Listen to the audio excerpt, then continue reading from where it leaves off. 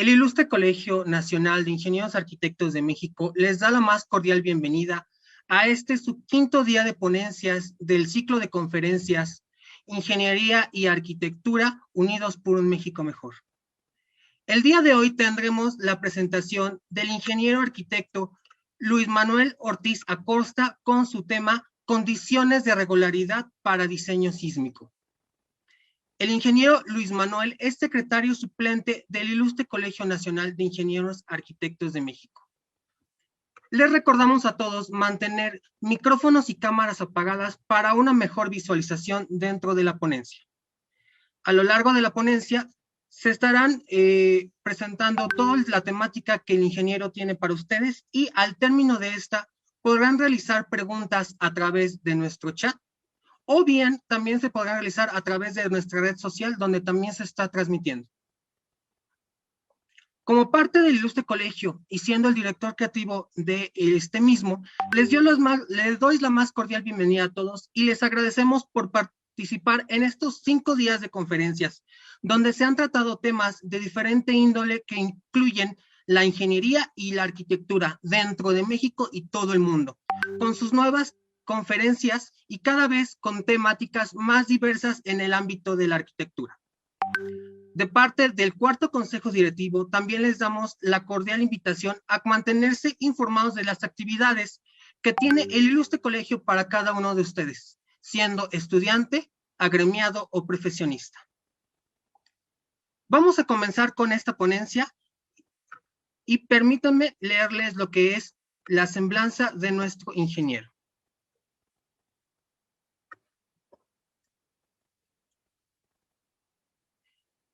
Ingeniero arquitecto Luis Manuel Ortiz Acosta, ingeniero arquitecto egresado de la ESIA Tecamachalco y presidente de la generación 2013-2018, líder de proyectos en arquitectura inmobiliaria DARMI, proyectista estructural freelance, proyectista estructural en más de 25 proyectos de rehabilitación estructural tras los sismos del 17 de septiembre del 2017, en colaboración con el Instituto para la Seguridad de las Construcciones de la Ciudad de México y la Comisión para la Reconstrucción de la Ciudad de México.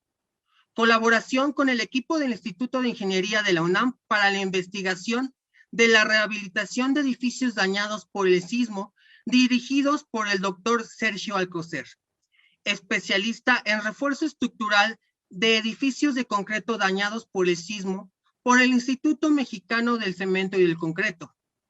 Ha tomado el diplomado en análisis y diseño estructural por parte de la UAM Azcapotzalco. Ha dado múltiples cursos y actualizaciones en el área de la ingeniería estructural por parte de la SMI, la SMIS, el CICM y el IGNIAM. Es secretario suplente del cuarto consejo directivo del Ilustre Colegio Nacional de Ingenieros Arquitectos de México. Ahora les cedo la palabra al ingeniero arquitecto. Muchas gracias, Arturo, por tan brillante presentación. Antes de iniciar, quiero saber si se escucha adecuadamente. Perfecto. Entonces voy a iniciar compartiendo pantalla. Me confirman cuando ya se vea, por favor. Listo. Listo. ¿Se ve bien ahí? Sí. Ok, perfecto. Bien, pues muy buenas tardes a todos ustedes. Sean bienvenidos a este quinto día de conferencias. Antes de iniciar, quiero agradecer al Ilustre Colegio Nacional de Ingenieros Arquitectos de México por brindarme este espacio para transmitir con ustedes y compartir un poco de lo que es mi desarrollo profesional. Asimismo, muchas gracias a todos los participantes en este ciclo de conferencias, a ustedes desde luego, todos los asistentes, porque sin ustedes no sería posible llevar a cabo este mismo ciclo. Muy bien, esta conferencia la titulé Condiciones de regularidad para diseño sísmico, porque para nosotros como ingenieros es parte fundamental, como ingenieros, como arquitectos, es parte fundamental tener en cuenta esas condiciones que nos marca el actual reglamento. Es muy común que en la práctica profesional el arquitecto desarrolla por su parte el proyecto arquitectónico y una vez cuando se concluye, le manda al estructurista el proyecto para que sea resuelto. Pero muy pocas veces se da esa colaboración desde proyectos con los arquitectos. ¿Y qué es lo que pasa? Cuando nosotros entregamos ese proyecto estructural ya revisado, pues muchas veces modifican ciertos elementos arquitectónicos, ¿no? Se mueven algunos ejes, se cambian dimensiones, algunas dimensiones, por ejemplo, de algunas columnas se modifican, entre otras situaciones, ¿no? A lo mejor se puede llegar a proyectar una columna en algún espacio muy amplio donde el arquitecto no tenía contemplado que existiera una columna o un elemento vertical. No sé, por ejemplo, aperaltar algunas secciones de losa, aperaltar algunas traves, no sé, distintas situaciones que pudiesen llegar a darse, y cuando se entrega al arquitecto, pues pega de brincos porque pues no había contemplado todas estas situaciones, ¿no? Pero son cuestiones que se pueden evitar desde un inicio si se tiene esa colaboración de la mano el arquitecto con el ingeniero. Y no se diga más, si se tiene el ingeniero de instalaciones, pues muchas veces igual es ese problema que se tiene con el estructurista, porque coloca sus pasos de instalaciones por elementos estructurales, llámense traves, columnas, etcétera, ¿no? Entonces, parte de esto se puede evitar teniendo esa relación estrecha entre ingenieros y arquitectos desde un inicio, desde una condición inicial, para que no exista esos típicos problemas entre arquitectos e ingenieros. Antes de dar inicio, les quiero comentar que este material lo voy a compartir a través de un enlace en la página de Facebook del Ilustre Colegio Nacional de Ingenieros Arquitectos de México, en la transmisión que se está llevando en vivo. Entonces, para todos aquellos que lo requieran, ahí estará de consulta libre. De la misma manera, todas las referencias que he tomado para el desarrollo de la misma están basadas en las actuales normas técnicas complementarias para diseño por sismo, las del 2020, que son las que ya se tienen con una revisión de comentarios, ¿de acuerdo? Entonces, bueno, para dar inicio, como buen millennial atrapado en un cuerpo activo en redes sociales, tanto en grupos y páginas de Facebook de Ingeniería de Arquitectura, es muy común que se dé este tipo de situaciones, ¿no? De esas diferencias que se tienen entre arquitectos, entre ingenieros, por cuestiones que ya se han comentado, ¿no? Pero antes de iniciar, quiero dejar en claro para lo que es el concepto de arquitectura, ¿no? Para eso me voy a trasladar al siglo I antes de Cristo, con este personaje que seguramente muchos de ustedes lo identificarán por sus clases de arquitectura en los primeros semestres de la carrera. Me refiero a Marco Vitruvio, quien fue filósofo, ingeniero, arquitecto, que fue la primera persona que definió lo que es la arquitectura a través de su tratado. Él lo definía en tres pilares fundamentales que lo llamó venustas, firmitas y utilitas. Uno representaba la belleza, otro la firmeza y otro la utilidad. Desde luego, es este equilibrio que existe entre las tres. No puede existir arquitectura si se omite alguna. Venustas es la belleza, la proporción, es el aspecto estético de las construcciones. Firmitas la parte estructural y lo que le da ese soporte ante las diversas solicitaciones, y utilizas ese funcionamiento que se le da a la arquitectura. No puede existir arquitectura si se quita uno. Entonces, esto es para hacer una pequeña separación entre arquitectos e ingenieros. O sea, la arquitectura es global. No quiere decir que la estructura esté por encima de venustas o encima de la función. No, tiene que estar todo integrado y está todo en el mismo nivel. ¿De acuerdo? Después de aquí me voy hasta a principios del siglo XIX, con este personaje que seguramente todos conocen, el arquitecto Le Corbusier, el cual establece a través de un tratado 5 principios de la arquitectura moderna, el cual dice: edificios elevados sobre pilotis o columnas, planta libre, fachada libre, ventana horizontal y terraza jardín. A la derecha muestra una imagen donde ilustro este punto, de una de sus obras más representativas, donde se muestran todos estos puntos que Le Corbusier determina o establece en estos principios, que son las bases de la arquitectura moderna. Ojo, hago mención en los dos primeros puntos, que es edificios elevados sobre pilotis y planta libre, porque nos estará llegando muy de la mano con los siguientes puntos que vamos a ver, ¿de acuerdo? Ahora bien, les comentaba esto de las redes sociales porque es muy común diversas imágenes que luego se colocan o diversos comentarios que luego existen a través de las estructuras, a través de la arquitectura. Tomando como referencia, por ejemplo, a Le Corbusier, vemos este tipo luego de publicaciones que vemos en algunas páginas, ¿no? De algunas estructuras tan impresionantes que se tienen algunos claros bastante largos, bastante desafiantes incluso, y vemos comentarios de ese tipo, ¿no? Por ejemplo, aquí resalto algunos, ¿no? Que dicen, mientras tanto tú sufriendo por volados de 1.20. O dicen, bueno, en el taller que no funciona, que se va a caer, etcétera, etcétera. O dice, ¿cómo hacen volar tanto las cosas? ¿Qué no era máximo 1.50 permitido? Bueno, este tipo de comentarios los resalto porque primero hay que ubicarnos en dónde estamos, ¿no? Regularmente hay que ubicarnos siempre lo que les digo es dónde están las obras que vemos con estas características tan impresionantes, ¿no? Hablando estructuralmente. Y también de que por qué en la escuela nos limitan un poco a no hacer volados tan grandes, no porque no se pueda hacer, simplemente porque tal vez las capacidades técnicas que se tienen para el nivel de una carrera profesional, pues no nos va a alcanzar el tiempo para ver todos los aspectos que tenemos que considerar para estructuras tan particulares, ¿de acuerdo? Entonces, bueno, para entrar ya en materia, vamos a hablar un poco de la norma técnica complementaria de sismos y por qué es relevante. Para esto hay que entender un poco de los sismos, ¿de acuerdo?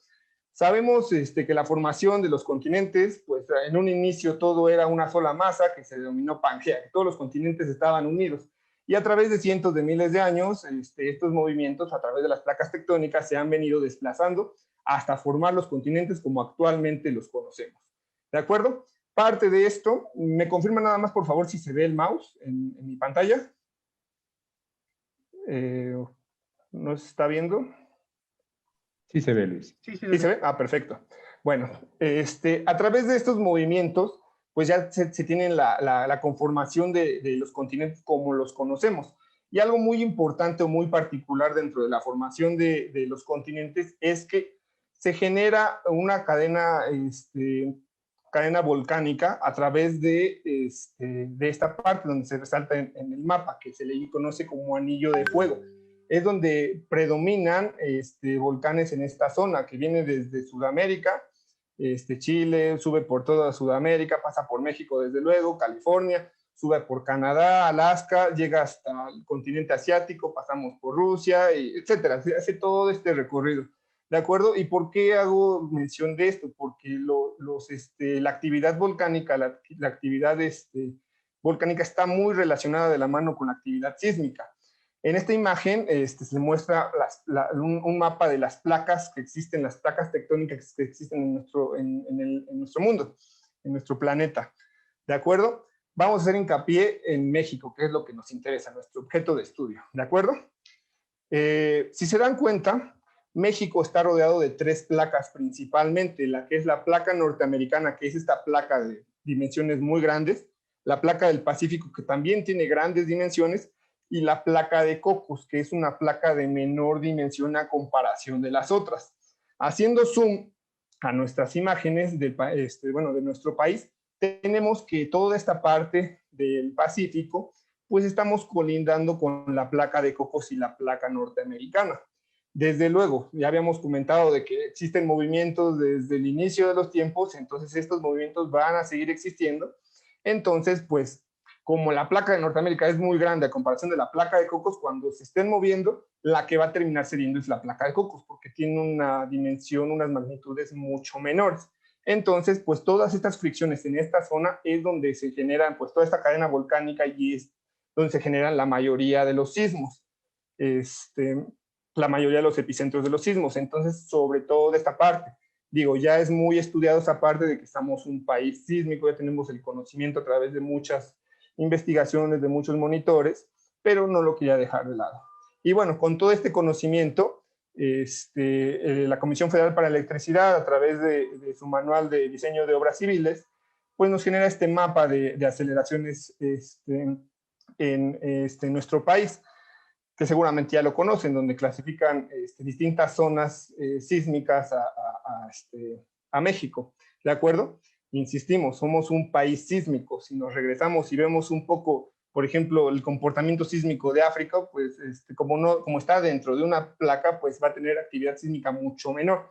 En Europa, a diferencia, bueno, a excepción más bien de Grecia y de Italia, que son países donde son altamente sísmicos, pues todo lo que es Francia, Alemania, tienden a tener comportamientos sísmicos mucho menores o aceleraciones sísmicas mucho menores que las que se tienen en la Ciudad de México.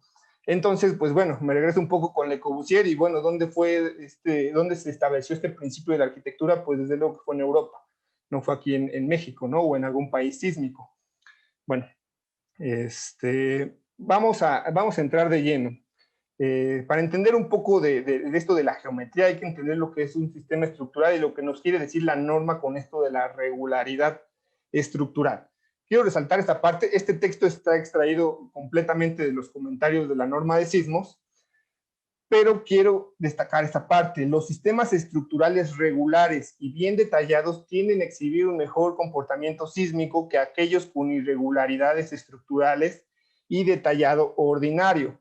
Independientemente de que se sigan todos el paso a paso que nos dice el reglamento para considerar una estructura irregular o muy irregular, siempre va a existir una incertidumbre dentro del comportamiento, dentro del comportamiento estructural del mismo edificio. ¿Por qué? Porque a través de todo este tiempo que lleva el reglamento de construcciones, se han hecho experimentos, se han hecho pruebas de carga, se han hecho pruebas de laboratorio, donde se prueban distintos modelos en escala, pero estos modelos son de estructuras regulares. Difícilmente se va a hacer una prueba de alguna condición geométrica irregular. Entonces, todas las formulaciones que existen en el reglamento, todas las condiciones, son basadas en estructuras regulares. Entonces, por eso, antes de cualquier cosa, el reglamento te está diciendo, yo te recomiendo que lo hagas regular. ¿Qué quiere decir regular? Bueno, pues ahorita lo vamos a detallar un poco, no nada más que se quede con esa idea. Bueno, una vez dicho esto, les quiero preguntar una cuestión. El reglamento de la Ciudad de México y las normas técnicas complementarias o el manual de obras civiles, ¿contempla este tipo de estructuras? O sea, los que se dedican a la parte de estructural, ¿han visto que vengan soluciones para este tipo de estructuras? Sabemos que esta estructura pues, es de una arquitecta muy famosa, Zaha Hadid, y la estructura es de un arquitecto, Frank Gehry, son deconstructivistas, entonces son estructuras bastante particulares. Pero digo, les pregunto, ¿realmente tenemos que hacer para analizarlo? O sea, nosotros si podemos modelar este elemento en algún software estructural, por ejemplo en ETABS, ¿podríamos modelarlo? Pues a lo mejor lo podemos modelar, pero que el programa interprete que lo que queremos hacer, pues tal vez no, ¿no? Tal vez aquí interfieran otros factores, ¿no? Tal vez tiene que ser un análisis más detallado. En fin, a lo mejor ustedes me van a decir, pero qué tramposo, estamos hablando de México, ¿no? Y te fuiste a este que me parece que está en Asia, en algún continente entre Asia y Europa, Afganistán me parece, y la Fundación Louis Vuitton está en Francia, entonces me van a decir, Luis, eres muy tramposo, ¿no? Nos estás mostrando estructuras que no están en México. Bueno, les pregunto con estas estructuras que están en México y que seguramente las conocemos, ¿el Museo Soumaya lo considera el reglamento? El edificio Celanese, que es todo un hito dentro de la ingeniería estructural, ¿está considerado dentro de las condiciones que tiene el reglamento? Por ejemplo, la torre, esta que está en Santa Fe, la Torre Paradox, o el Nido del Quetzalcóatl, que es del arquitecto Javier Senosian, que es completamente orgánico. ¿Estas formas realmente las contempla el reglamento? Se las dejo como pregunta y posteriormente las vamos contestando, ¿de acuerdo? Bueno, pues, ¿qué nos dice el reglamento que es una estructura regular y qué es una estructura irregular? Bueno, pues actualmente hay 13 puntos que nos menciona el reglamento para considerar una estructura que sea regular o no sea irregular. Aquí esto va a ser muy interesante para aquellos que nunca han visto estas 13 condiciones de regularidad y para aquellos que ya las dominan, pues distintos tipos de criterio estructural que ustedes emplean.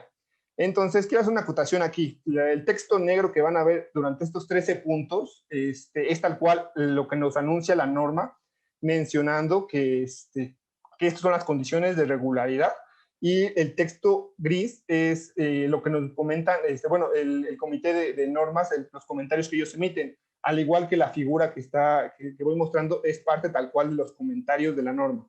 ¿De acuerdo? Esa es la referencia bibliográfica. Entonces, pues ya, sin más, vamos a iniciar a ver estas 13 condiciones de regularidad y a definirlas.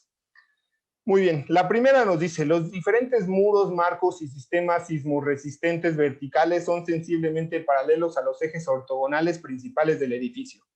Se considera que un plano o elemento sismorresistente es sensiblemente paralelo a uno de los ejes ortogonales cuando el ángulo que forma en planta con respecto a dicho eje no excede 15 grados. Bueno, tal vez esto pueda ser muy fácil de entender si nosotros lo modelamos y lo vemos a través de una estructura, pues, ortogonal, pues, cuadrada, ¿no? Aquí nos hace referencia a esta, voy a mover esto para acá, aquí nos hace referencia a esta imagen, a lo que estamos hablando, ¿no? Voy a quitar esto. Ok, bueno, aquí vemos un poco de esta situación en donde si un eje está desplazado, por ejemplo, regularmente esto se da en colindancias con las banquetas, ¿no? Donde regularmente la calle es la que tiene cierto grado y el predio es completamente ortogonal. Bueno, nos dice que si se sale fuera de esos 15 grados del eje cero, pues es cuando ya no cumpliría esta condición.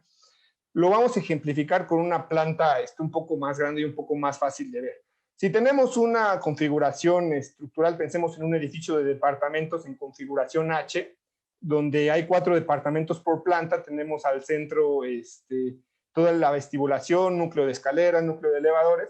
Pues regularmente, como la mayoría de proyectistas estructurales lo modelamos o lo consideramos dentro de nuestro diseño, colocamos sobre el eje X una coordenada y sobre el eje Y la otro eje, ¿cierto o no?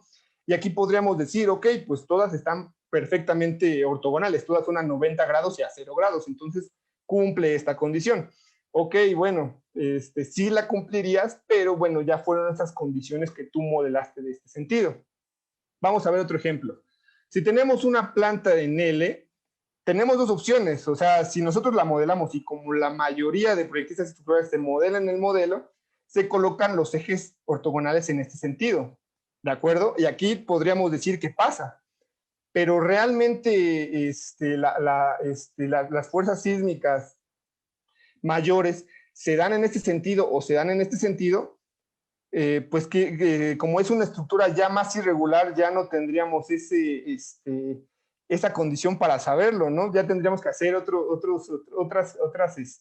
otras consideraciones, porque puede que realmente nuestros ejes principales, nuestras fuerzas principales y nuestros elementos mecánicos se den si tenemos una configuración de este estilo, que nuestros ejes principales sea, por ejemplo, X en este sentido y Y en este sentido. Si ese fuese el caso, pues ya desde luego que ya no tenemos los 15 grados que nos comenta la norma, ¿de acuerdo?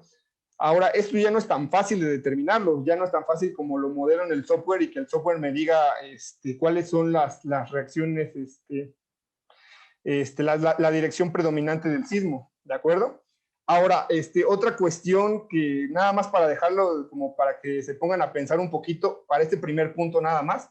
Sabemos que la mayoría de los sismos vienen en la parte sur de la ciudad, si lo vemos con relación a la Ciudad de México. Bueno, si nos vamos al primer ejemplo que tenemos, nuestra planta ortogonal, ¿por qué no, o no sé, si fuese una estructura muy particular, ¿por qué no se haría una consideración específica hacia la dirección que tiende a tomar el sismo principal? Sabemos que la mayoría de epicentros están en esta zona, entonces las fuerzas sísmicas actuarían en este sentido. Eso es un suponer, sabemos que las combinaciones nos prevén un poco esto, ¿no? De por todos lados donde nos pueda llegar el sismo. Pero ¿por qué no, más bien, por qué si cuando se analiza viento, se tiene que considerar todas estas líneas principales de cómo está la orientación que se tiene que tomar? ¿Por qué no para sismos? Sabemos que lo toman un poco con las combinaciones, pero ¿por qué no lo consideramos desde esta parte? Y bueno, desde luego, si se considera esta parte, ya no se cumple la primera condición, ¿no? O depende, ya se tendría que evaluar, ¿no? Cuántos ángulos tenemos con respecto a nuestros ejes ortogonales sismoresistentes de la estructura, ¿no? Pero bueno, esto simplemente no es que la norma nos diga tienes que hacerlo de esta manera o tienes que hacerlo de esta manera.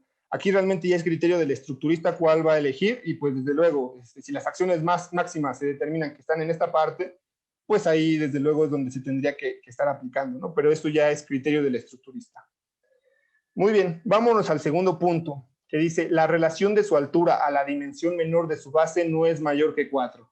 Bueno, esta está un poquito más fácil de entender, nos está diciendo de que mientras más alto y esbelto sea un edificio, pues su momento de inercia sea un sentido u otro, pues va a ser mucho menor, ¿no?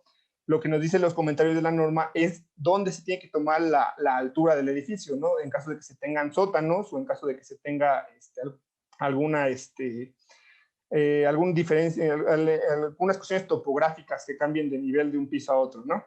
Y bueno, esto es muy fácil de entender, ¿no? Aquí tenemos de referencia, por ejemplo, el edificio de Tlatelolco, que es muy alto en comparación al lado menor del edificio, ¿no?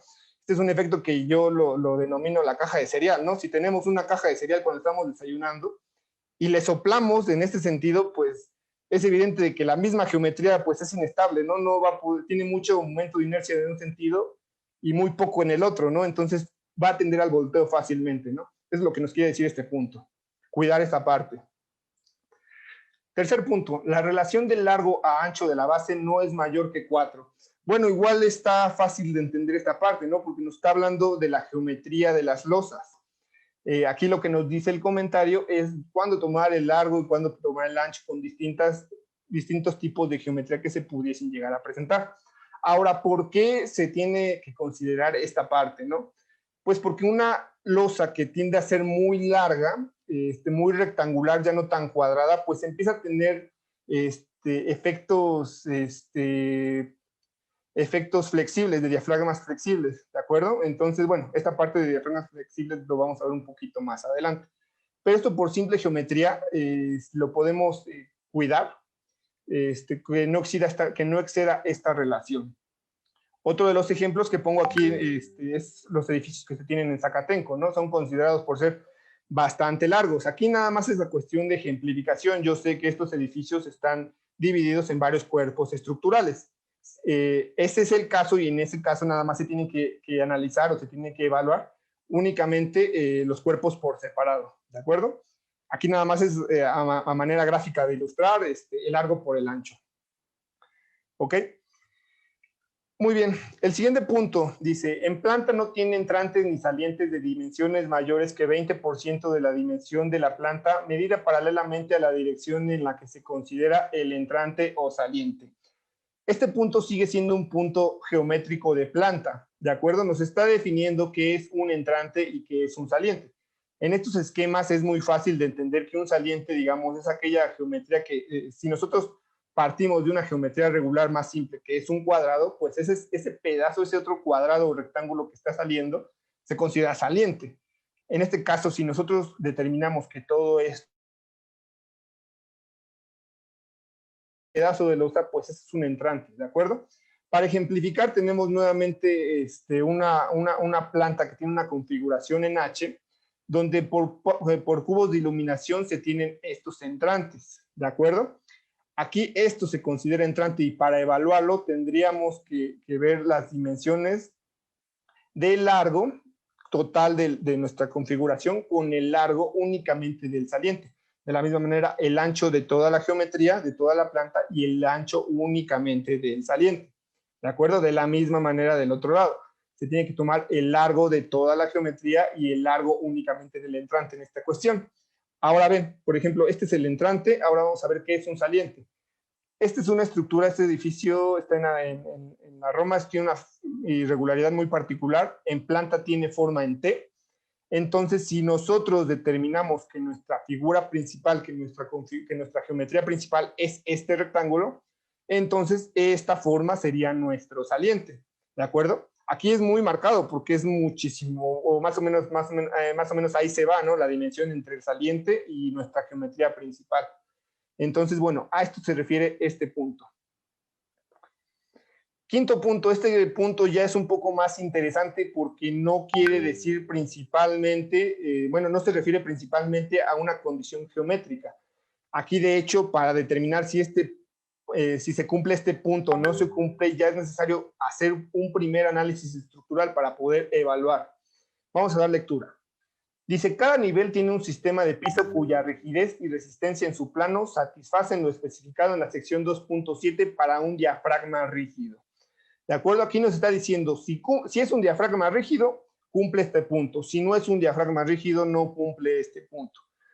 Bueno, pero ¿qué es un diafragma rígido, no? Si vamos a la sección 2.7, nos define las condiciones que tiene que tener para que se cumpla un diafragma rígido. Y a grandes rasgos, ¿qué es lo que es un diafragma rígido? En la escuela yo me acuerdo que nos decían que el diafragma rígido está definido por el sistema constructivo emplear de entrepiso, pero esto no es 100% verdad.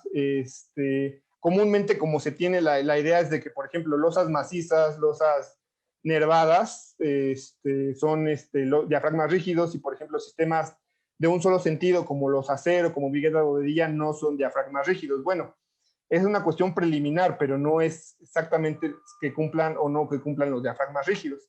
¿Qué quiere decir un diafragma rígido? Que si nosotros aplicamos una fuerza, sí están viendo el mouse, ¿verdad?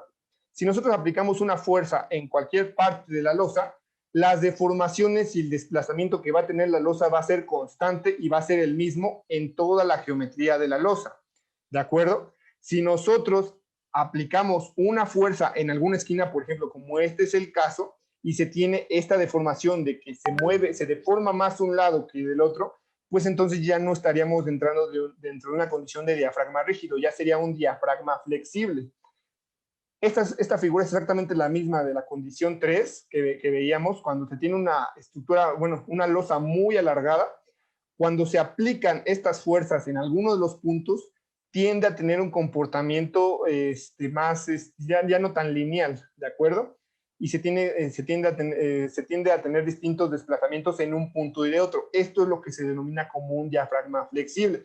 Para mayor documentación, se recomienda consultar el ASCE, el 710, en Diaphragm Flexibility, donde se tienen algunos otros parámetros donde se puede determinar si cumple o si no cumplen parámetros de diafragma rígido o diafragma flexible. Aquí se tiene otro ejemplo. La misma geometría de la losa puede generar desplazamientos mayores en distintos puntos. Entonces, por ejemplo, cuando tenemos un saliente, si se aplica una fuerza en este punto, el desplazamiento que se va a tener aquí, porque se tiene menor masa, porque se tiene menor rigidez, va a ser un desplazamiento mucho mayor que el resto de la estructura. De la misma manera, los desplazamientos horizontales en estos puntos, en este tipo de configuraciones de losa, pues van a ser distintos, van a ser mayores en un punto y menores en otro punto. Es lo que se tiene que evaluar para saber si es un diafragma rígido o no. Para esto, pues se tiene que hacer un primer análisis y con base en esto, pues ya se determinará si cumple o no cumple con este punto. ¿De acuerdo? Vámonos al sexto punto. El sistema de piso no tiene aberturas en algún nivel que excedan 20% de su área en planta en dicho nivel, y las áreas huecas no difieren en posición de un piso a otro. Se exime de este requisito la azotea de la construcción. Casi en todos los puntos se exime la azotea de la construcción, porque regularmente nada más son tapas, a lo mejor de elevadores, a lo mejor cuartos de servicio. Entonces no es la condición general de la estructura. Pero bueno, este es otro de los puntos que se puede ver desde el proyecto, si cumple o si no cumple este sistema de piso. Bueno, aquí lo ilustran muy bien. De hecho es muy fácil de entender de que cuando estas áreas o estos huecos no coinciden de un piso a otro, pues ya no se está cumpliendo esta condición, ¿no? Porque los desplazamientos y las condiciones que va a tener esta losa va a ser diferente a los de esta losa. Podremos tener aquí distorsiones importantes porque esta losa se desplaza más que esta, ¿no? Y aquí de manera contraria, ¿no? A lo mejor esta se va a desplazar más que esta parte que es más concreto, ¿no? Y desde luego las áreas de la losa. Aquí vemos, por ejemplo, un edificio de departamentos que se tienen, pues, cuáles son estas áreas de abertura, ¿no? En este caso, un cubo central de iluminación, que aquí no sería ni un entrante ni un saliente porque sigue siendo la misma configuración rectangular. Entonces, el cubo de iluminación propiamente es esta abertura que se tiene. Desde luego también el cubo de elevador y el cubo de escaleras. Entonces, bueno, se tendría que sacar cuánto es el área que se tiene en todo el área de la planta y cuánto sería el área de estas aberturas. Y si es mayor al 20%, pues no cumpliría con esta condición. Aquí me regreso al primer ejemplo de una configuración en H, donde se tenían, ya habíamos visto los entrantes de la misma geometría. En este caso, las aberturas únicamente sería cubo de elevador y escaleras. Entonces, tendría que evaluar el área de la planta y el área de los cubos de elevador y el cubo de escaleras. O ductos, si en dado caso se tendrían y estos fueran considerables para poder, en comparación del área de la losa. Muy bien, vámonos a otro punto. El peso de cada nivel, incluyendo la carga viva que debe considerarse para diseño sísmico, no es mayor que 120% del correspondiente al piso inmediato inferior. ¿De acuerdo? Aquí esto es muy interesante porque, digo, si lo escuchamos por simple lógica, nos está diciendo de que el piso de arriba no sea más pesado que el piso de abajo. Tiene lógica, ¿no? O sea, regularmente nosotros buscamos que los mayores pesos estén en las plantas inferiores y los menores pesos estén arriba. Digo, por simple lógica y equilibrio, pues sería lo ideal. Pero aquí hay algo muy importante, o muchas veces de lo que resalta este punto, son las cargas vivas y las cargas de uso que se tienen. Les voy a poner un ejemplo. Por ejemplo, un centro comercial o un edificio mixto, ¿cuántos usos se imaginan que tienen? Una sola planta. Pues se tienen bastantes tipos de usos y el reglamento puede definir en varios tipos de cargas vivas que se lleguen a tener. Entonces esto ya empieza a ser muy considerable y empieza a generar muchas excentricidades en la losa. La imagen que yo les pongo es Reforma 222, que es un edificio mixto que se tiene centro comercial, oficinas y departamentos.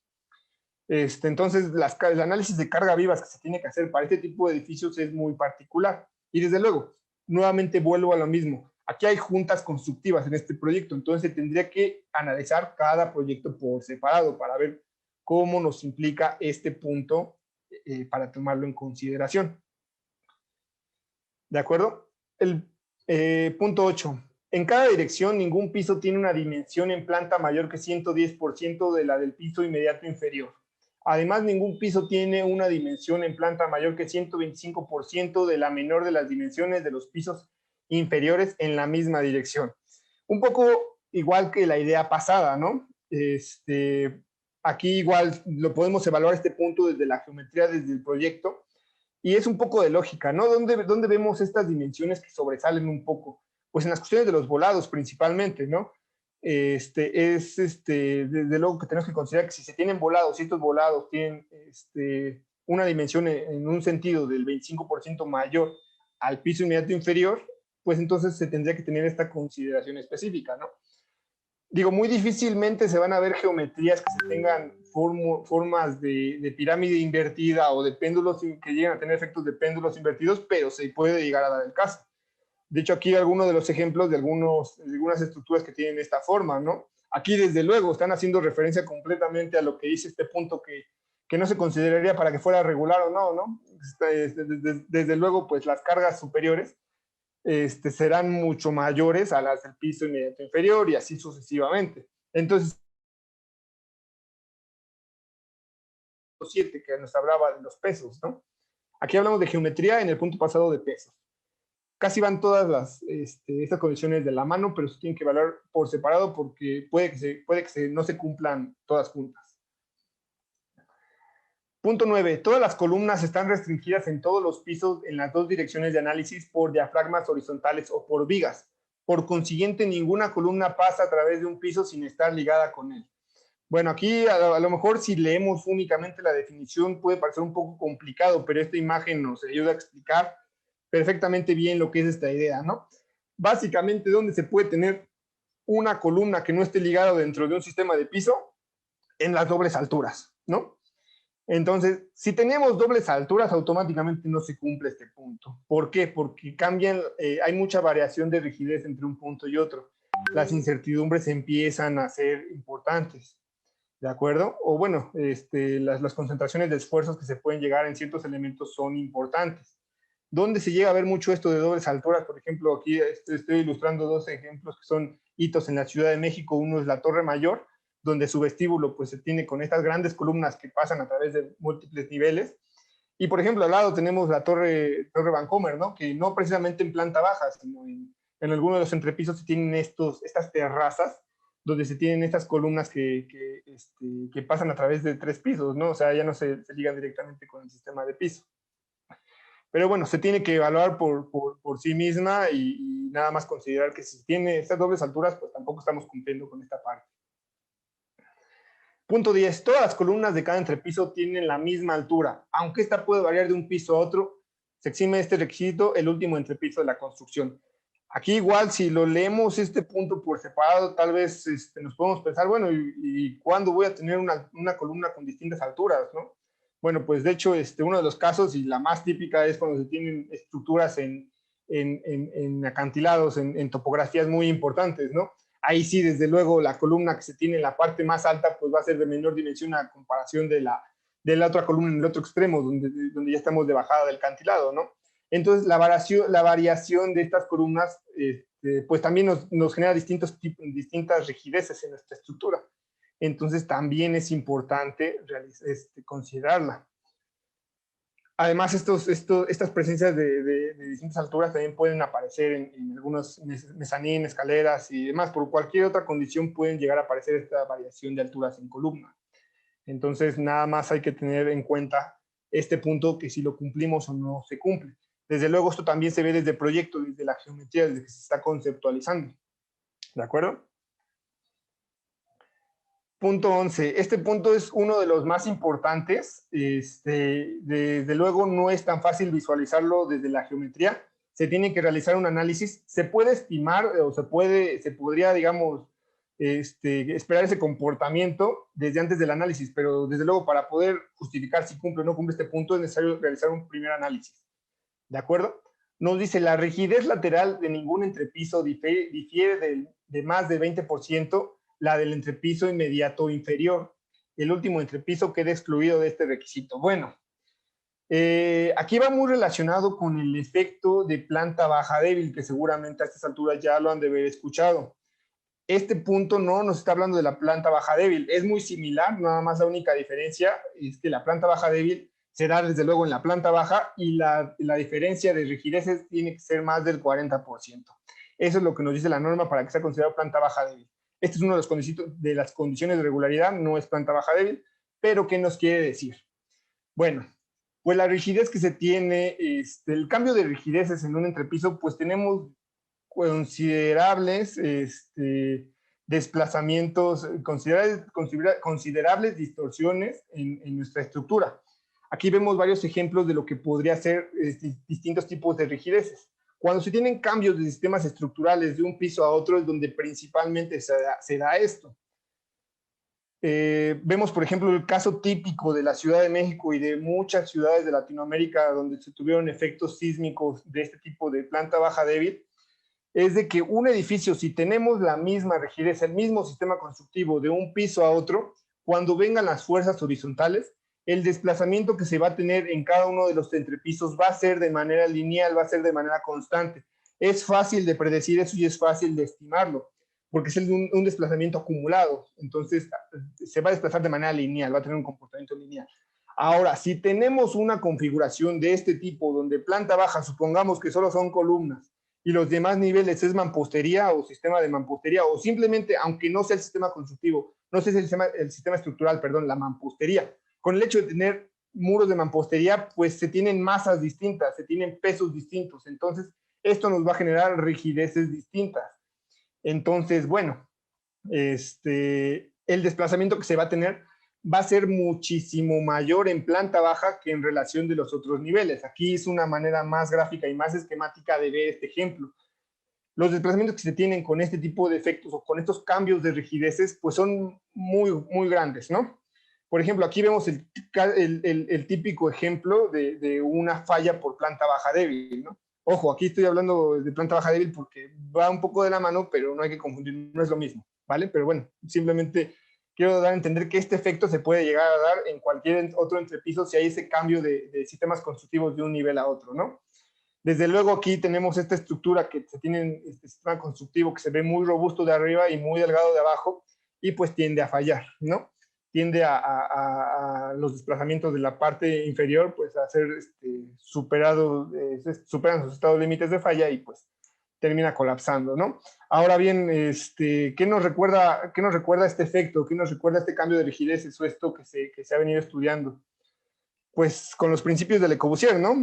Esto que nos mencionaba de edificios elevados sobre pilotes o columnas y planta libre, pues sí, eso se da mucho en edificios departamentales, ¿no? De planta baja y sótano son ocupados para estacionamiento y a partir del primer nivel se empiezan a construir todos los departamentos. Entonces esto es muy importante, ¿no? Digo, no quiero decir que no haya considerado esto Le Corbusier, simplemente volvemos a lo mismo, ¿no? ¿Dónde estamos ubicados? Donde se puso ese tratado está en Francia,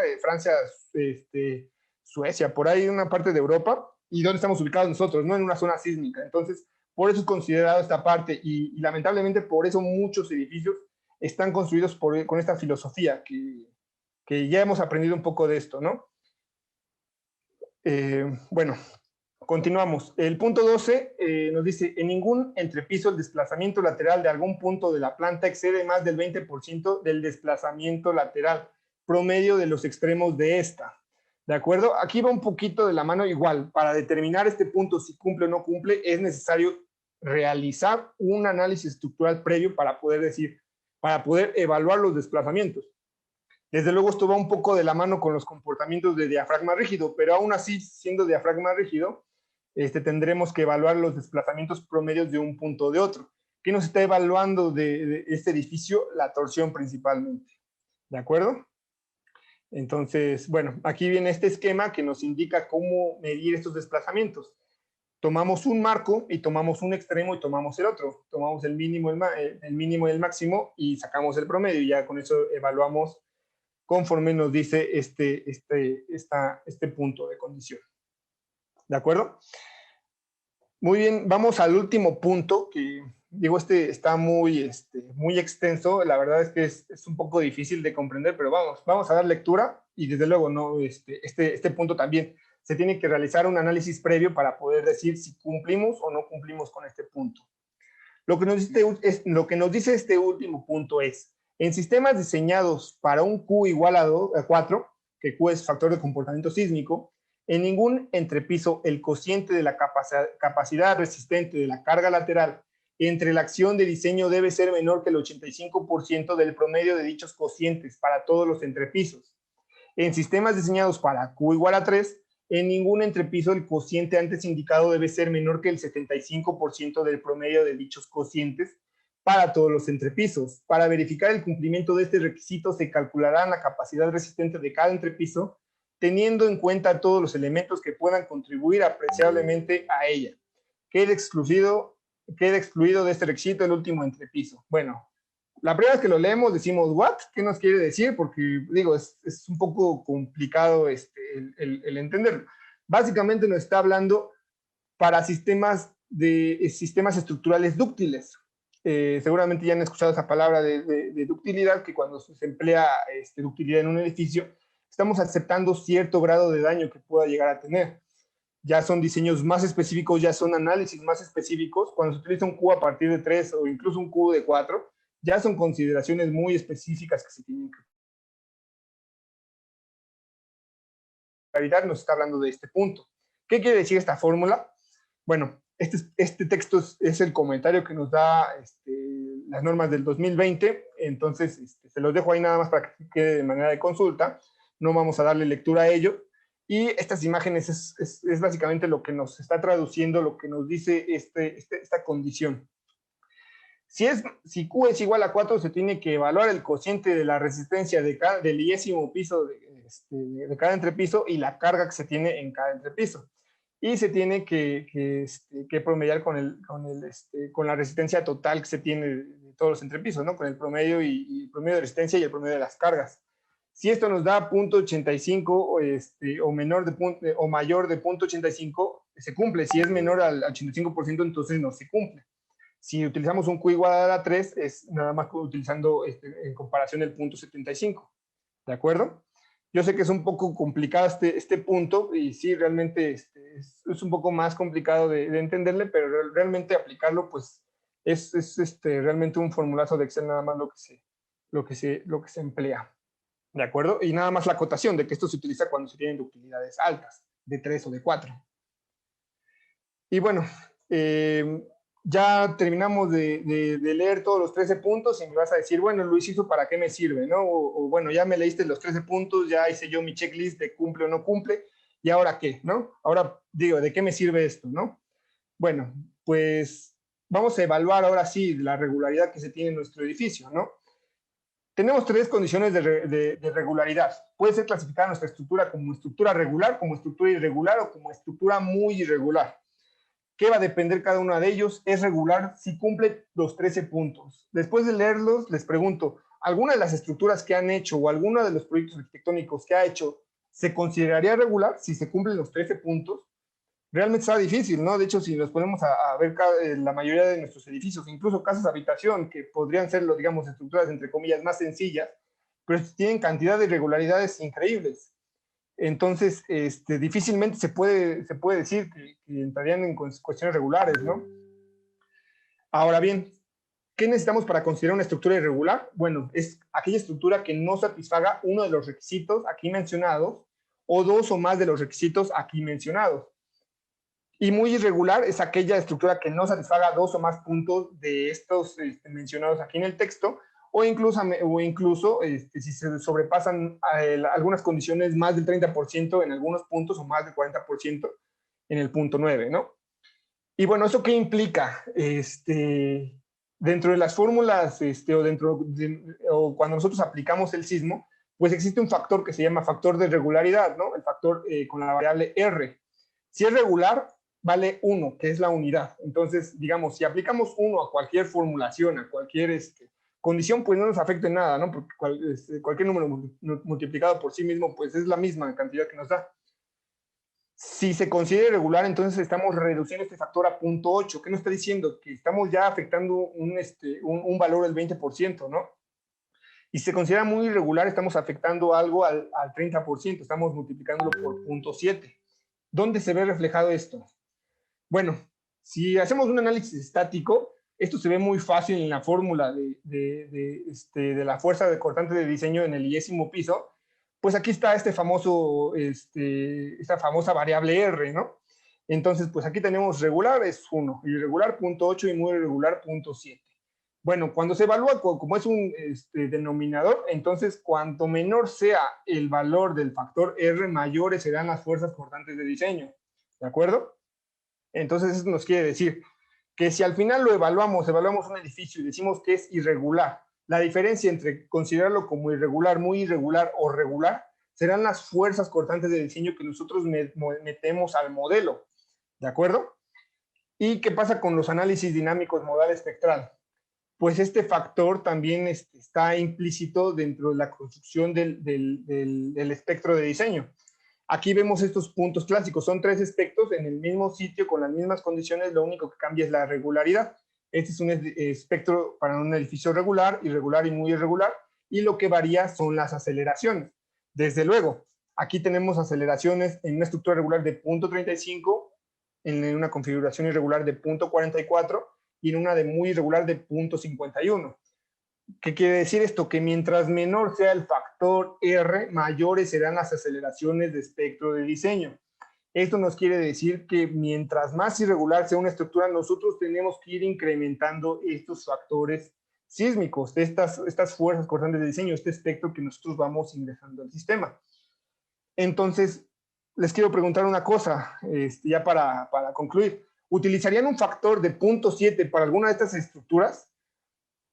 O evaluarían incluso uno más bajo, incluso podrían tener la capacidad para decir, ¿sabes qué? No voy a utilizar 0.7, voy a utilizar 0.6, porque definitivamente ninguna de las 13 condiciones me cumple para esta estructura, e incluso yo simplemente por ver la geometría puedo determinar muchísimas más irregularidades, y las incertidumbres que voy a tener para este modelo van a ser mucho mayores. Bueno, eso ya lo determinaría el criterio del análisis estructural, ¿no? Del proyectista estructural, para poder tomar este tipo de decisiones, ¿no? Y les pregunto, para este tipo de estructuras que están en la Ciudad de México, ¿creen que se utilizó un factor de 0.7 de muy irregular? No lo sé. Realmente sería ahí cuestión de criterio del estructurista. Ahora, ustedes me podrán decir, bueno, Luis, es que leyendo las 13 normas, las 13 condiciones de regularidad, pues ninguna estructura es regular. Me está diciendo que construyamos puras cajas de zapatos. No, lo que nos está diciendo la norma es que se recomienda que lo hagas regular para que apliques las fórmulas de las normas, para que apliques las condiciones que nos dicen las normas. Si quieres hacer una estructura muy desafiante, si quieres hacer una estructura muy irregular, que sea un hito de la arquitectura, que gane varios premios, no sé, de arquitectura, que tenga estructuras desafiantes, pues ya no te va a servir tanto lo que diga mi norma, ya vas a tener que hacer muchas pruebas experimentales, ya vas a tener que pagar muchos estudios adicionales, ya no va a ser un simple análisis dinámico modal espectral, a lo mejor ya tienes que hacer un análisis dinámico, no lineal paso a paso, un pushover, no sé, algo de ese tipo, ¿no? Ya no son condiciones típicas, porque la cantidad de incertidumbres que se llega a tener son demasiados. Entonces nada más es que que tengan ustedes la sensibilidad. Si bien a lo mejor la mayoría de ustedes no se dedican mucho a la parte del cálculo, pero sí que tengan la sensibilidad de que mientras más desafiante sea esa estructura, sí se va a poder resolver, claro. Desde luego que hay muchos métodos de solución, pero ya no cualquiera te la va a poder resolver. Y además el análisis ya no va a ser tan económico. Ya va a ser, ya va a tener sus consideraciones especiales para realizarlo. De la misma manera, el costo de la estructura puede incrementar, porque a lo mejor, sí, ya reducimos mucho, quiero mi losa completamente libre, sin tanto apoyo, pues sí, pero el sistema constructivo de esa losa a lo mejor va a ser el doble de caro que una losa tradicional, ¿no? Algo que pudieses solventar de manera más económica, pues a lo mejor estás incrementando el costo tanto del proyecto, porque tienes que hacer más estudios, más análisis, y ya finalmente en la parte constructiva, ¿no? Ya va a ser más caro esa parte. Entonces nada más es que se tenga esa sensibilidad. Y bueno, como comentarios finales, tuve la oportunidad de estar en muchas de las obras de la reconstrucción, tanto de Morelos como en la Ciudad de México, y como reflexión final, yo les preguntaría, bueno, si le preguntan a un damnificado que perdió su hogar a causa de los eventos sísmicos, ¿qué preferirían? ¿Habitar una estructura regular, irregular o muy irregular? Pues creo que la respuesta es obvia, ¿no? Aquí ya sería más conciencia y más cuestión, personal y de criterio. Nada más es muchas veces por el ego de nosotros los arquitectos, de querer tener una estructura muy desafiante, de tener algo que rompa los esquemas tradicionales, pues nada, hay que tener en cuenta de que se puede hacer, pero pues el proceso de análisis ya no es el mismo, ya no es el tradicional. ¿De acuerdo? Por mi parte es todo. Soy Luis Manuel Ortiz Acosta, les dejo mis números de contacto, mis redes sociales, por cualquier situación que tengan dudas, comentarios, adelante, los puedo resolver en el momento o a través de esta parte. Les repito nuevamente, esta presentación la voy a compartir a través de un enlace en la página de Facebook del Ilustre Colegio Nacional, donde se está transmitiendo esta ponencia. Muchas gracias. Muchas gracias, ingeniero Luis Manuel, por tan increíble presentación acerca de las estructuras y todas las temáticas que conlleva este importante conocimiento. Más que nada en estos momentos, pues toda la reconstrucción es un tema importante, más que nada en la ciudad y en algunas partes de lo que es el país. A continuación pasaremos al turno de las preguntas.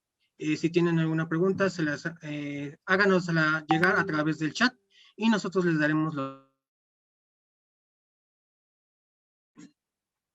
Ok, tenemos que el Ilustre Colegio Nacional de Ingenieros y Arquitectos de México otorga el presente reconocimiento al ingeniero arquitecto Luis Manuel Ortiz Acosta por su colaboración en el ICNIAM en la ponencia Condiciones de regularidad para el diseño sísmico.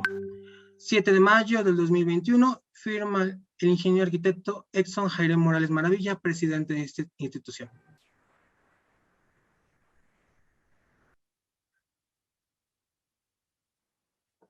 Entonces, a continuación,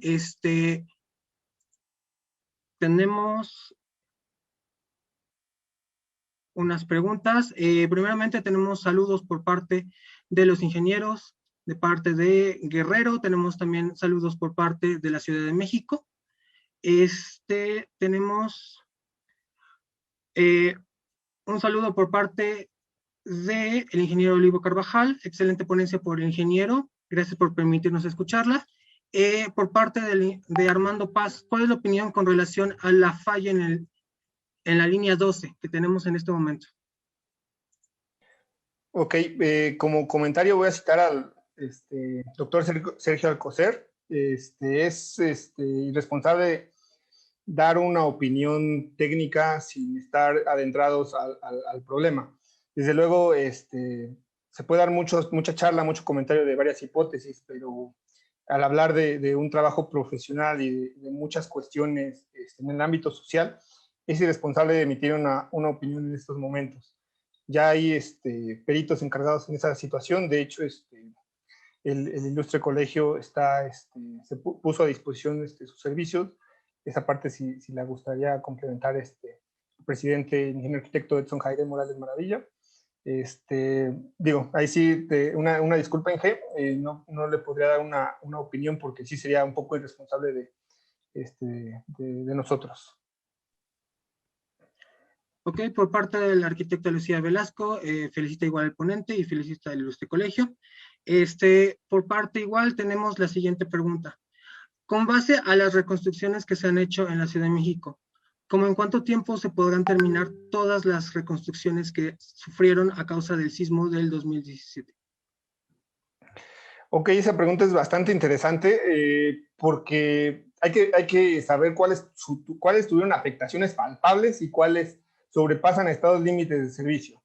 Porque sabemos que ha habido cambios normativos constantemente, ¿no? O sea, sabemos que uno de los cambios importantes fue en el reglamento del 87, posteriormente en el reglamento del 2004 y de ahí al 2017 que vino este cambio fundamental, ¿no? De revisión de edificios, ¿no? Ahora bien, si nosotros revisamos una edificación que fue construida antes del 2017 con reglamento del 2017, desde luego que no pasa, o muy seguramente no va a pasar. Entonces, si lo vemos desde ese punto de vista, va a ser muy difícil poner todos los edificios en orden. Ahora, si vemos aquellos que se tienen con daños palpables o que están, digamos, catalogados en algún riesgo medio, pues ya va a depender mucho tanto de los vecinos como de la parte de la comisión. Hay muchos edificios afectados, la cantidad no la tengo, no los.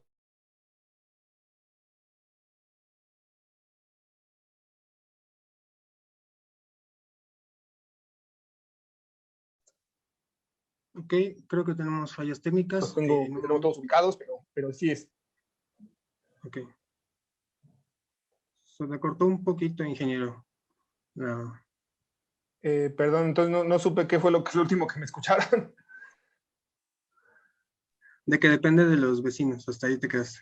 Ok, bueno, decía que muchos edificios va a tardar todavía para que se resuelva, porque esto ya no es tanto de técnica, ya es algo multidisciplinario, ¿no? Ya vienen muchos factores económicos, sociales y desde luego técnicos, ¿no? Entonces, pues, todavía va para largo esta situación. Ok, tenemos otra pregunta por parte de Antonio Figueroa.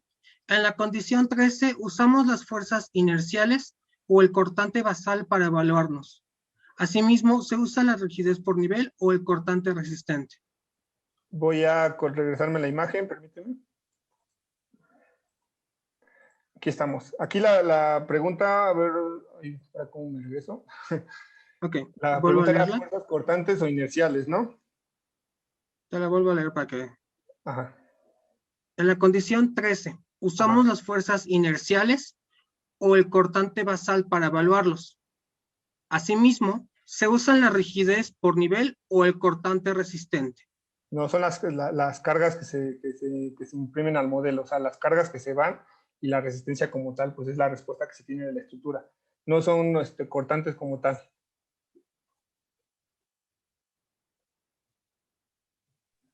Ok, seguimos teniendo felicitaciones por parte del ingeniero Jesús Francisco Vaca, la parte también de Beatriz Silva y de parte de Raimundo Juárez Rivera. Muchas gracias. ¿Tendremos alguna otra pregunta?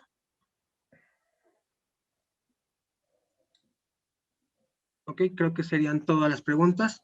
Pues de nuevo, muchas gracias, ingeniero arquitecto Luis Manuel, por toda la información presentada el día de hoy. De parte igual de este colegio, les ofrecemos una disculpa. Tendríamos un invitado especial que es el arquitecto Norato Carrasco, que iba a dar un mensaje en este día y igual iba a presentar una ponencia. Sin embargo, por sus temas de agenda, pues no se encuentra disponible, pero acordaremos pues otra presentación con él en algún momento. Mientras tanto, le cederé la palabra al ingeniero Edson Jaire Morales Maravilla, que cerrará lo que es este ciclo de conferencias. Muchísimas gracias, Arturo. Y primero que nada, quiero enviarle la felicitación y la disculpa por parte del arquitecto Honorato Carrasco, presidente del Colegio de Arquitectos de la Ciudad de México y del CAMSAM, quien justamente, bueno, no fue tanto por motivos de gente, sino por motivos personales, no pudo presentar. Sin embargo, su presentación será retransmitida, o bueno, será reagendada en el marco de otro ciclo de conferencias. Y bueno, aquí lo que queremos recalcar es justamente el trabajo colaborativo que tuvimos en ese ciclo de conferencias. Quiero agradecer, primero que nada, a todos nuestros colegiados, a los colegiados del Ilustre Colegio Nacional de Ingenieros Arquitectos de México, nuestros más de 600 colegiados activos, quienes conforman este colegio, quienes conforman este cuerpo colegiado, y que sin duda este ciclo de conferencias es para ustedes. En ese ciclo de conferencias lo que buscamos fue conmemorar de una manera distinta el Día del Constructor, y lo quisimos hacer justamente de una manera en la que estuvimos conjuntando diferentes puntos de vista en temas de la profesión. Quiero agradecer también a los invitados de otros colegios y por supuesto a todos aquellos que están viendo y que verán esta retransmisión a través del streaming, a través de las cuentas y plataformas oficiales de nuestro ilustre colegio, por nuestras redes sociales, en donde estamos llegando casi a los 50,000 seguidores. Somos el colegio o la sociedad gremial que más seguidores tiene a nivel redes sociales, y quiero agradecerles a todos por estar al pendiente de este ciclo, en el cual durante 5 días de conferencias y 5 maravillosas exposiciones logramos superar las 300 conexiones mediante esta plataforma, y bueno, ya nos darán el dato cuántas visualizaciones llegamos a tener por medio de nuestras retransmisiones. Nacional, a todos por estar presentes, a los que nos enviaron sus mensajes. Por supuesto, me voy a permitir hacerles el reconocimiento y nombrarlos. Por supuesto, nuestros vicepresidentes, Alejandro Colores, José Manuel Díaz Espino, nuestros secretarios propietarios, Claudia Salas, Juan Montero, a nuestros secretarios suplentes, Luis Manuel Ortiz Acosta, Brenda Frías Mateos. De igual manera, a nuestra tesorera, Amalia de Anda, Gerardo Mirabete, también muchísimas gracias. A todos nuestros representantes de alcaldías, a todos nuestros representantes de alcaldías, directores de programas, muchísimas gracias.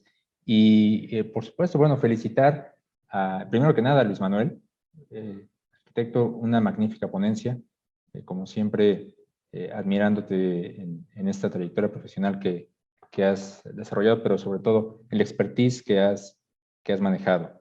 Y agradecer también a todos los ponentes, a los 5 ponentes que tuvimos, la presencia de los colegios, principalmente, bueno, por supuesto, de los 2 ponentes de nuestro ilustre colegio, y tuvimos también presente al Colegio de Arquitectos del Estado de México, al Colegio de Ingenieros Civiles de México y al Colegio de Ingenieros Industriales de León, Guanajuato.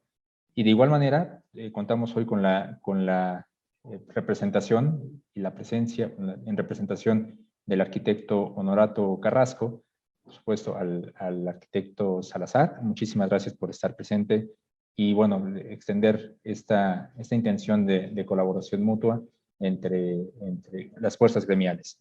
Y felicitar también a la gestión de la arquitecta Brenda Frías por la iniciativa de este ciclo de conferencias en los cuales pudiéramos reunir a grandes actores de la sociedad gremial. Lo que quisimos fue ya no pensar hacia adentro, sino empezar a esta representatividad de lazos que estamos formando en este colegio y unificarnos, porque finalmente es lo que necesitamos en estos tiempos, unificar las fuerzas gremiales, unificar las actividades gremiales, porque de una u de otra manera, esa es la labor de todos los colegios de la profesión, no solamente de la nuestra, sino de la profesión. Y bueno, el día de hoy, además de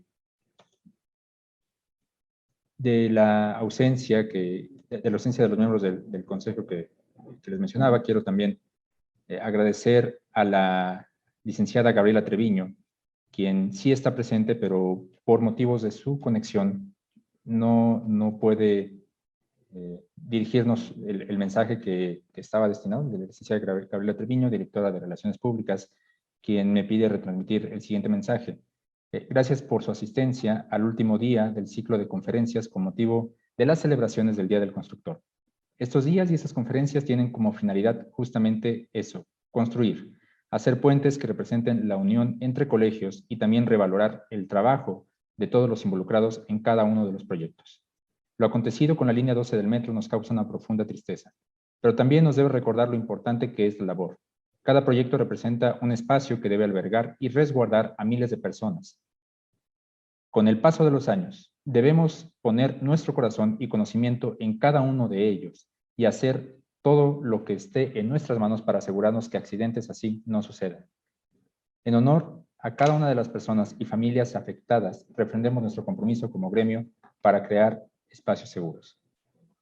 Y muchísimas gracias, licenciada Gabriela. Y bueno, justamente como lo comentaba el arquitecto Luis Manuel, la idea como colegio tenemos también la obligación y la responsabilidad de no ser irresponsables, de no dar aseveraciones cuando existe ya un cuerpo de profesionistas, un cuerpo de peritos, tanto nacionales como extranjeros, que están dando, que darán los resultados de los peritajes.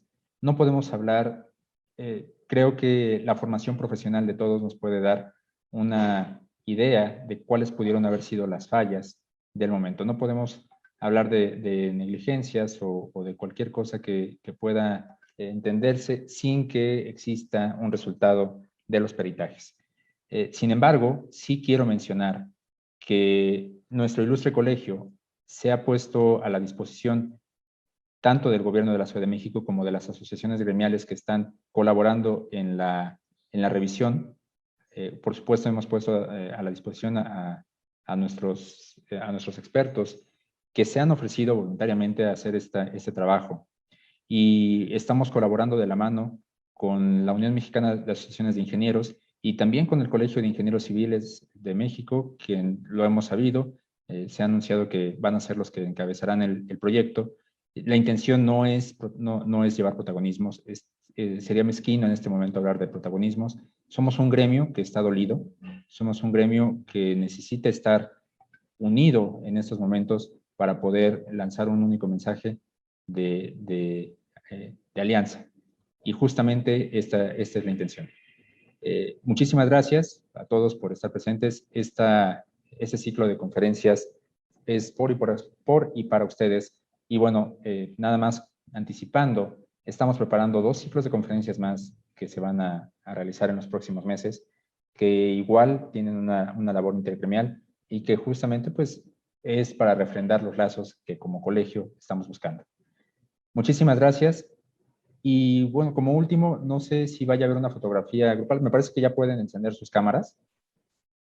No sé si habían podido, pero si ya pueden. Sí, así es. Como cada día de conferencia, se les invita a prender su cámara para tomar la foto grupal del día de hoy, que es el último día de conferencias. Desde aquí.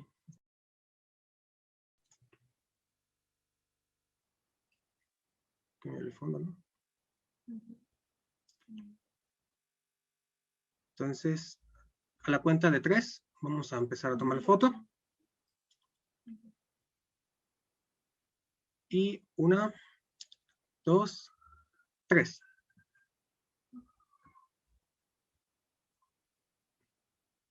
Muy bien, listo.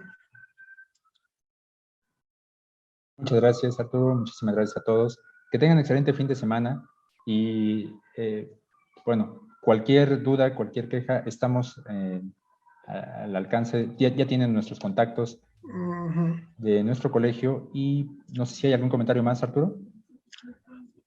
Nada más, igual a la licenciada Gabriela Treviño, a partir de los comentarios en el chat, agradece su participación y el trabajo en este ciclo de conferencias. Y pues sería todo por el momento. Les agradecemos su participación en estos 5 días. Nada, como comentario final, ya está la presentación, por si a alguien le gusta consultar o descargar, ahí en el enlace de en vivo de Facebook, ahí sube un enlace con la presentación. Ok, perfecto. Esto sería todo por este ciclo de conferencias. Lo esperamos al siguiente y para las demás actividades que tiene el Ilustre Colegio Nacional de Ingenieros, Arquitectos para todos ustedes. Que pasen muy buena tarde y excelente fin de semana.